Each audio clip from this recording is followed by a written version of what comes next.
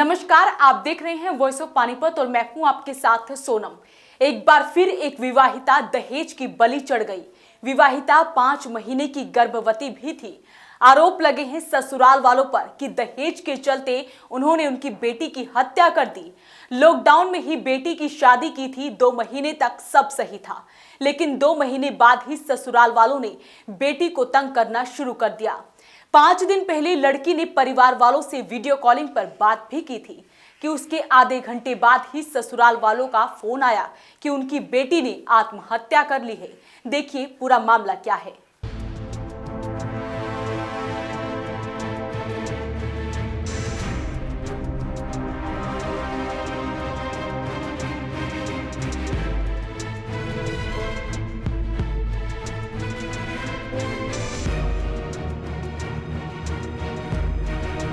मामला है गढ़ी सिकंदरपुर का, जहां पर हाबड़ी गांव की बेटी की लॉकडाउन के दौरान शादी हुई थी। परिवार वालों का आरोप है कि शादी के 2 महीने बाद ही ससुराल वालों ने उनकी बेटी को दहेज के लिए तंग करना शुरू कर दिया। उसके बाद उन्होंने कई बार पैसे भी दिए, लेकिन आए दिन वो बेटी को दहेज के लिए तंग करते थे। मामला तो ये है जी, हमारी जो बेटी थी यहाँ गढ़ी, हाँ सिकंदर गढ़ी यहाँ शादी हुई थी उसकी पिछले लॉकडाउन में, और उस महीने बाद ही उसको टॉर्चर कर रहे थे वो दहेज के मामले में। भूखी नंगे घर की है, क्या लेके आई है घर से। फिर जैसे तैसे भी हुआ, उसको एक भैंस थी, भैंस बेच करके उसको जो भी दिया अपनी हैसियत के अनुसार। फिर भी उनका पेटा नहीं भरा, अभी बहुत कम है, ये तो क्या है, कुछ भी नहीं है। फिर भी उसको टॉर्चर कर दे रहे सास और उसकी जेठानी भी, क्या लेके आई है, क्या कर देंगे तेरे घर के, भूखे नंगे हैं। फिर भी जब मरने से पहले उसने फ़ोन किया था, जब भी उनका झगड़ा हो रहा था, और झगड़ा होने के बाद कुछ देर पीछे उसका फ़ोन आया भी आपकी बेटी मर गई है, उसने फांसी ले ली। भी फांसी का क्लियर तो करो, भी फांसी कैसे ले ली, कैसे फांसी, सारे के सामने फांसी थोड़ी ली जाएगी, कोई तो रोकेगा।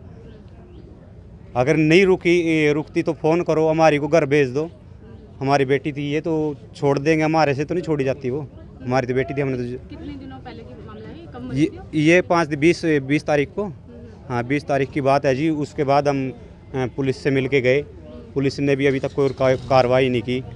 पोस्टमार्टम करवा के हम यहीं से पानीपत से हाबड़ी उसका संस्कार किया, और हमारी विनती है पुलिस प्रशासन से भी हम सख्त से सख्त कार्रवाई करें, और हमारे को आश्वासन दे भी हम उनको गिरफ्तार करेंगे।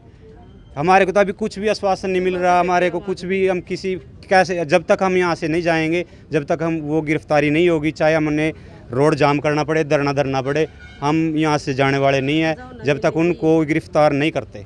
परिवार वालों ने आरोप लगाया है कि कुछ दिन पहले बेटी का सुबह 8 बजे के करीब वीडियो कॉलिंग आई थी, जिस पर बेटी से बात कर रहे थे। तभी बेटी ने बताया था कि उसके साथ मारपीट की गई है और उन्हें दहेज के लिए परेशान भी कर रहे हैं। लेकिन फोन कटने के 30 मिनट बाद ही बेटी के आत्महत्या करने की खबर आ गई।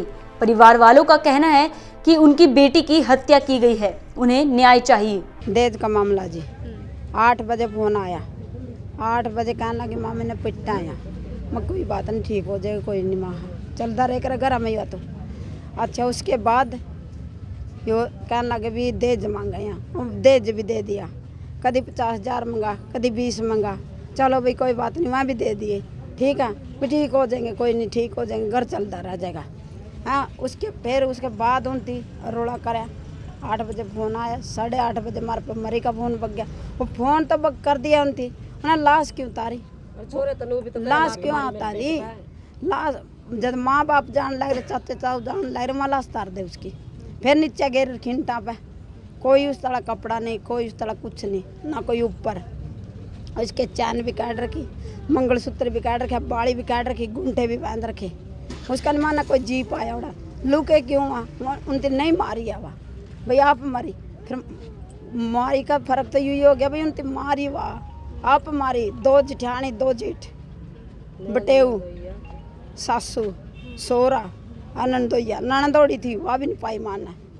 अब मैं तो पहुंची बांधने आ रही, वह भी नहीं पाई। कोई कानून ओड़ा सही नहीं पाया माना, कोई कानून भी। अगर भी एक कानून में सही पा गए होंगे वह। उसके बाद माँ में आए, ये चोरी आई पाई आड़ा, जब भी ओड़ा कोई नहीं।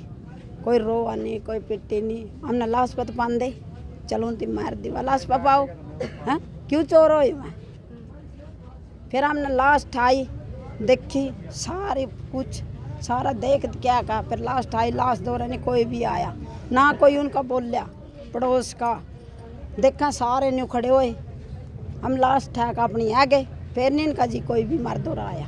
हम यह कर रहे भाई सजा मिलनी चाहिए उनकी। हम पकड़े क्यों नहीं गए, 5 दिन हो गए आज, वो तो जानता गई हम रोंदे फिरा, मैं तो ठाट तक खा मैं सोवा, उनका तो कुछ बिगड़े को नहीं, उन्हें पकड़ते क्या था नहीं। वहीं आज परिवार वाले औद्योगिक थाने में आरोपितों के खिलाफ कार्यवाही की मांग लेकर पहुंचे। परिवार वालों का कहना है कि जिस वक्त वो घर पर पहुंचे तो लड़की का शव बाहर बारिश में पड़ा था और घर से सभी फरार थे, तो उन्हें पूरा शक है कि उनकी बेटी की हत्या की गई है। लॉकडाउन में तो कुछ भी नहीं दे सक रहे थे, कोई बाहर ही नहीं निकलने दे रहा था, तो शादी कर दी। 2 महीने के बाद वो रोड़ा करने लग गए, आपके माँ बापा ने क्या दिया है, भूखे घर किया तो क्या लेके आई है, सारा ऐसे लग के बोलन। हमने उसकी सारा दहेज दे दिया, दशहरे से 3 दिन पहले दिया उसका दहेज सारा। दहेज देने के बाद 1 महीना ठीक रहे, फिर वही कलेश करने लग गए। 2 महीने भी लड़की घर में रह के आई मायके में, सास या ससुर और पति जाके कस्यामत करने लग गए, पैर पकड़ने लगे, कोई बात नहीं थोड़ी बहुत ही सबके घर में हुआ है, तो उनके कहने से हमने भेज दी। वो अभी 8 बजे फिर सुबह फ़ोन किया उस दिन लड़की ने, बोल रही है मेरे साथ ऐसे ऐसे कर रखा है, पति ने बाल पैड रखे, सब्जी खिंडा रखी, बहुत बुरी हालत रही है, छेती है वो। तो ये बोली भाई भी मेरे ताई कोई बात नहीं, हम आएंगे थोड़ी देर में पहुंचेंगे हम। आधे घंटे के बाद फ़ोन कर दिया, आपकी लड़की ने फांसी ले ली। कैसे ले ली फांसी? फांसी कैसे ले लेगा? कोई फांसी लेगा तो दरवाज़ा भी बंद करेगा तो फांसी लटकी भी पाएगी। कुछ भी नहीं पाया वहाँ पे हमने, कुछ भी ना सास ना ससुर कोई भी नहीं पाया वहाँ, बेवारसों की तरह लड़की घेर रखी थी। हमने तो सिर्फ यही है, दहेज के ऊपर मारी हमारी लड़की, दहेज के लिए मारी और कुछ नहीं है। दहेज चाहिए था उन्होंने, सास नौकरी पे है आंगनबाड़ी में, ससुर डाकखाने में है, उनकी मांग थी दहेज और कुछ नहीं था। पति तो कुछ भी नहीं करता, ठाली रहता है। उस टाइम बोला था पानीपत रिफाइनरी में काम कर रहा है, लॉकडाउन में सब घर पे बैठे थे, तो हमने सोचा भी लग रहा होगा, हमने थोड़ा पता था अभी बैठे है ये क्या कर रहा है, अब बाद में पता लगा। मैं गई 20 मिनट में पहुंच गई थी जी, मतलब यह खबर मिल गई है कि ऐसे ऐसे हो गया सिस्टम। मैं गई जी, वहाँ कोई रोवा रैट नहीं थी, मैं रोंदी गई। मैं वहाँ बारने में जाकर जी चुप होगी, मखा दिखा ऐसा कुछ काम नहीं होया। मैं गई जी, मेरा ना लाश दिखी, बल्कि इतनी दूर आदमी बैठे थे, बेवारसों की तरह लाश गिर रखी थी जी। जिस टाइम में रोई, मैंने गाली भी दी, मैं खत्म ना मारी, किसी ना का जवाब नू नहीं दिया। हाँ बे यो काम हो गया, मतलब सब है नहीं चुपचान थे।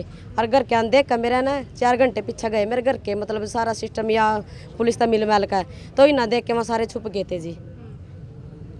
तो क्या लगता है कि आप किस किस पे आरोप लगा रहे हो आप लोग, किस पे शक है? जी हस्बैंड है जी उसका, ससुरा जी उसका, सासू है, जेठ है, जेठानी है, ननद नंदोइया जी, उन नहीं करे पहले ही काम था जी उनका यो।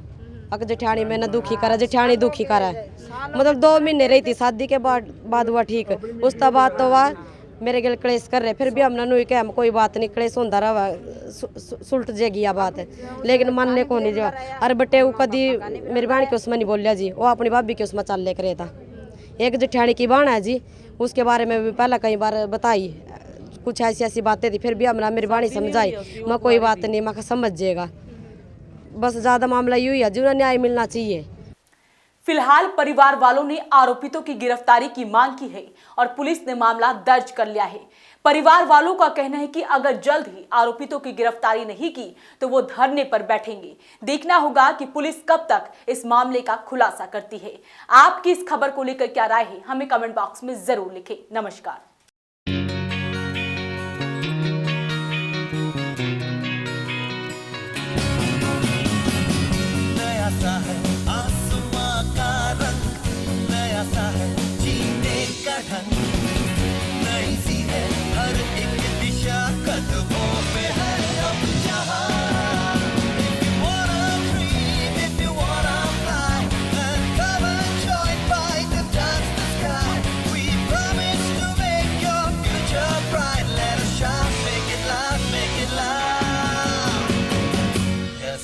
Yes, fight.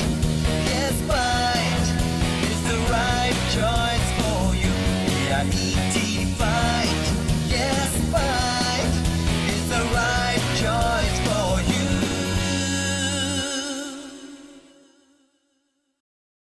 Career एसी 100 वर्षों से विश्वसनीय। एसी ब्रांड 50 डिग्री तापमान में भी कूलिंग करे। करियर एसी 0% फाइनेंस आसान किस्तों में उपलब्ध। Career AC 100% copper coil. Career AC चलता जाए सालों साल। कूलर ही कूलर, एएसएम कूलर हर घर की पसंद। 100% कॉपर मोटर में एएसएम कूलर कूलिंग में number 1। Balaji electronic near federal bank, GT road, Panipat. 98122145